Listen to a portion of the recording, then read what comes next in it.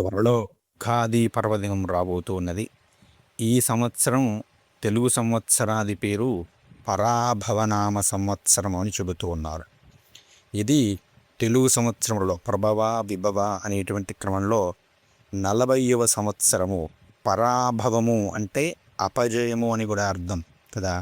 ఎవరికి అపజయం కలుగుతుంది, ఎవరికి అవమానం కలుగుతుంది అంటే నేనే గొప్పవాణ్ణి, నన్ను మించినవాడు లేడు అని అహంకారముతో మితిమీరినటువంటి కామ క్రోధ లోభ మోహ మద మాత్సర్యాలతో విర్రవీయేటువంటి వ్యక్తులకు, వ్యవస్థలకు, దేశాలకు తీవ్రమైనటువంటి పరాభవం ఈ సంవత్సరం ఇవ్వబోతూ ఉన్నది.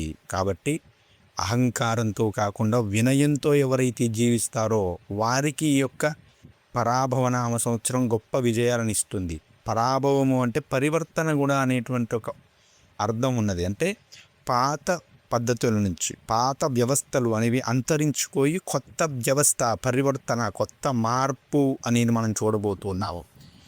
వ్యక్తులలో అయితే ఏమిటి, వ్యవస్థలలో అయితే ఏమిటి, రాజకీయ మార్గంలో అయితే ఏమిటి, దేశవ్యాప్తంగా ప్రపంచవ్యాప్తంగా అయితే ఏమిటి, ఒక విపరీతమైనటువంటి మార్పును మనం ఈ సంవత్సర కాలంలో చూడబోతూ ఉన్నాము. ఎవరి మార్పును స్వీకరిస్తాడో వాడు మున్ముందు రాబోయేటువంటి రోజులలో గొప్ప విజయాలు అందుకుంటాడు. అలా కాకుండా మార్పును స్వీకరించడానికి ఇష్టపడని వాడు పరాభవం చెందుతాడు, వినాశనం తప్పదు అని మనకి పరాభవనామ సంవత్సరం చెబుతూ ఉన్నది. కాబట్టి వినయంగా క్రమశిక్షణతో ధర్మంగా నడుచుకునే వాడికి ఈ పరాభవనామ సంవత్సరం గొప్ప ఫలితాలను, గొప్ప స్థితిని ఇవ్వబోతుంది. అహంకారంతో విర్రవీగే వారికి పతనాన్ని కూడా ఇచ్చేటువంటి అవకాశం ఉన్నది. కాబట్టి అందరూ కూడా చక్కగా ఈశ్వరుణ్ణి పట్టుకోండి, ధర్మాన్ని నమ్ముకోండి, క్రమశిక్షణగా మెదగండి. అంతా శుభమే జరుగుతుంది. స్వస్తి.